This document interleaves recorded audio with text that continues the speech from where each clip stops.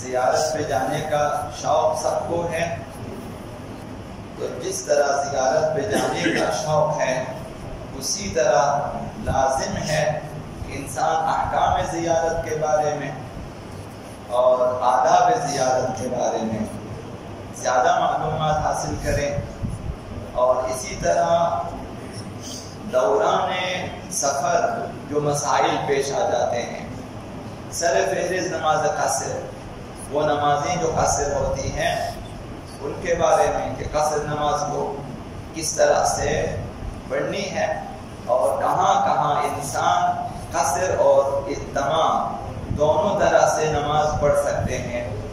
مثلا مسجد الحرام میں، مکہ میں، مدینہ میں، مسجد نبوی، مسجد کوفہ، مثلا حرم کا امام حسین، یہاں پہ مثلا اختیار ہے کہ انسان نماز اگر قصر بھی ہو تو پوری مثلا پڑھ سکتے ہیں۔ تو ان احکامات سے بھی آشنائی ضروری ہے۔ تو آج دو جو ہیں مسئلے آپ کی خدمت میں زیارت کے سلسلے میں عرض کرنا یہ ہے کہ موجودہ حالات کے تناظر میں سوال کیا ہے حضرت مقام معظم رہبری حضرت اللہ خامنہئی سے کہ موجودہ حالات میں کیا زیارت اربعین یعنی روز اربعین کربلا قبر آبا امام حسین پہ ان کی زیارت کے لیے جانا کیا ان حالات میں واجب ہے یعنی لازم ہے؟ شاید مراد یہ ہے کہ دنیا ملت تشیع کے برخلاف پروپیگنڈے کر رہے ہیں، تو اس تناظر میں زیارت اربعین کے لیے جانا واجب ہے۔ تو انہوں نے جواب میں فرمایا کہ زیارت اربعین مستحب ہے۔ یہ ساقی صاحب کا فتویٰ ہے، ہمیشہ سے یہ زیارت مستحب رہی ہے اور ابھی تک مستحب ہے، تو لہٰذا ہر سال زیارت اربعین مستحب ہے۔ دوسرا سوال پاسپورٹ کے سلسلے میں اور ویزے کے سلسلے میں ہے کہ پاسپورٹ اور ویزے میں قانون کی پابندی ضروری ہے یا نہیں ہے۔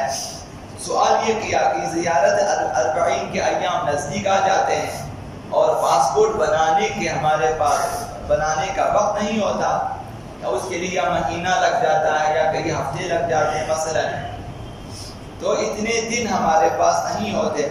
تو یہ سوال کرنے والے نے یہ پوچھا کہ ہمیں اپنے بھائی کے پاسپورٹ پہ ان کی اجازت سے، بعض دو بھائیاں مثلا ایک دوسرے کے بہت ہی زیادہ شبیہ ہوتے ہیں، حتیٰ کہ شاید یہ جو پاسپورٹ وغیرہ چیک کرنے والے ہوتے ہیں شاید وہ بھی نہ پہچان سکیں، ایک جیسے ہوتے ہیں، شاید اس لیے کہا کہ میں اپنے بھائی کی اجازت سے اس کے پاسپورٹ پہ زیارت اربعین کے لیے جا سکتا ہوں۔ اب آپ پاسپورٹ دیں گے جو ہے سفارت خانے میں ویزے کے لیے، تو آپ کہیں گے کہ یہ میرا پاسپورٹ ہے، جبکہ وہ آپ کے بھائی کا پاسپورٹ ہے، اور آپ ویزے بھی لیں گے بھائی کے نام پہ۔ تو انہوں نے جواب دیا کہ ہر صورت میں قانون کی پابندی ضروری ہے۔ اب پاسپورٹ اور ویزے کے سلسلے میں یہ جو کسی اور کے پاسپورٹ پہ جانا قانوناً جرم ہے، کسی اور کے ویزے پہ سفر کرنا قانوناً جرم ہے، اور انہوں نے فرمایا کہ اس کی خلاف ورزی جائز نہیں ہے۔ تو لہٰذا کوئی بھی شخص یہ کوشش نہ کرے کہ کسی اور کے پاسپورٹ پہ جائیں اور زیارت کریں، شاید آقا امام حسین علیہ السلام قبول نہ کریں۔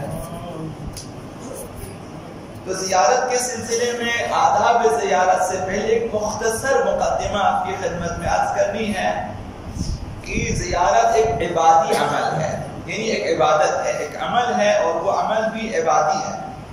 اب زیارت کا معنی کیا ہے؟ زیارت کا معنی یہ ہے کہ محترم اور بزرگ شخصیات کی خدمت میں جانا یا ان کی قبروں کے پاس جانا، ایک دو مقاصد کے لیے۔ پہلا مقصد یہ ہے کہ آپ جو اظہار عقیدت کرنا چاہتے ہیں، دوسرا مقصد یہ ہے کہ معنوی فیض حاصل کرنا چاہتے ہیں۔ ان مقاصد کے لیے اولیاء الہی کی خدمت میں جانا اور ان کی قبروں پہ جانا یا محترم مقامات پہ جانا، جیسے مسجد الحرام، جیسے خانہ کعبہ، جیسے مسجد کوفہ مثلا، یہاں حاضر ہو جانا، یہ زیارت کے مفہوم میں شامل ہیں۔ بزرگ اور محترم قابل احترام شخصیات یا اماکن، اور وہاں جانا بھی اظہار عقیدت مقصد کے لیے ہو یا حصول فیض معنوی کے لیے ہو. یہ معنی ہے اصطلاح میں ہماری جو ہے دینی اصطلاح میں زیارت کا یہ معنی ہے. زیارت ہمیشہ تاریخ اسلام میں پسندیدہ عمل رہی ہے. شیعیان اہل بیت اور اکثر اہل سنت زیارت کا خاص اہتمام کرتے ہیں، جاتے ہیں زیارت کے لیے، کربلا بھی جاتے ہیں، مشہد بھی جاتے ہیں، نجف بھی چلے جاتے ہیں اور خاص اہتمام ہے. اور زیارت کے ثواب زیادہ ہیں اور معنوی فیوزات بھی بہت ہی زیادہ ہیں. یہ عمل اس قدر ملت تشیع سے وابستہ ہے کہ اب اسے شیعوں کی علامت سمجھا جاتا ہے. اس عمل کو، عمل زیارت کو، ان شیعوں کی ایک خصوصیت یہ ہے کہ وہ ہمیشہ زیارت کا اہتمام کرتے ہیں. اور دوسرا مطلب یہ کہ زیارت دو طرفہ ہے. ایک طرف زائر ہے اور زائر حتماً مومن ہوتا ہے، ایک مومن زائر.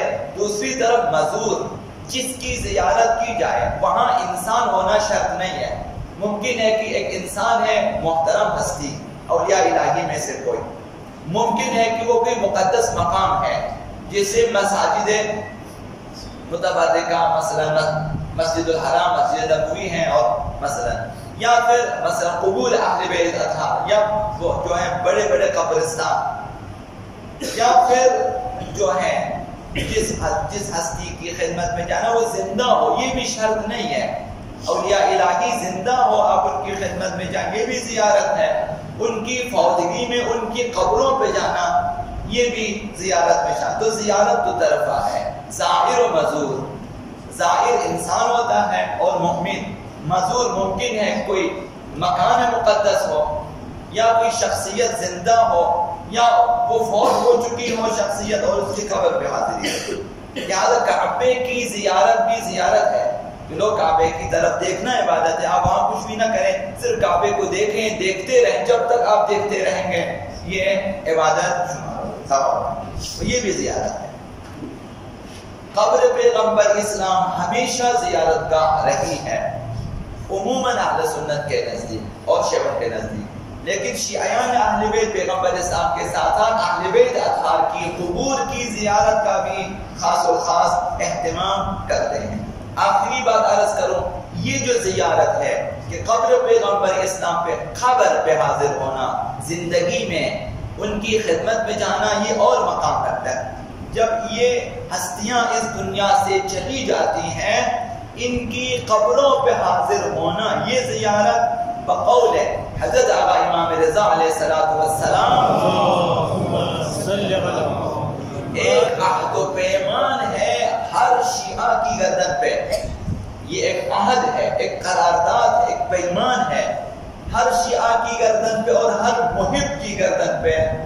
آقا امام رضا علیہ السلام نے فرمایا ان لکل امام عہدا فی علوق اولیائہ و شیعتہ. ہر امام کے لیے، ہمارے 12 ائمہ ہیں، 12 امام، ہر ایک کے لیے، ہر ایک کی نسبت ہماری گردنوں پہ، ہر مہم اور ہر شیعہ کی گردن پہ ایک عہد ہے، ایک پیمان ہے. اور فرمایا کہ وَإِنَّ مِن تَمَامِ الْوَفَاءِ بِالْعَهْدِ، یہ جو عہد و پیمان ہے، وہ عہد و پیمان کس طرح سے وفا ہوگا؟ مکمل وفا اس وقت ہے کہ جب زیارت قبورہم، اہل بیت اطہار کی قبروں کی زیارت کی جائے، تب ایک شیعہ اپنے عہد و پیمان کو مکمل کر لیتا ہے. اس سے پہلے آپ ان کی اطاعت کرتے ہیں، عبادت کرتے ہیں، آپ سب کچھ کرتے ہیں، یہ تمام اس عہد و پیمان میں شامل ہے کہ ہر شیعہ اپنے امام کی بیعت میں ہے، ہر شیعہ اپنے امام کی اطاعت میں ہے. یہ درست، لیکن یہ وفاداری اس وقت مکمل ہوگی جب ہم ان کی قبروں پہ ان کی زیارت کے لیے جائیں اور قبروں پہ حاضری دیں.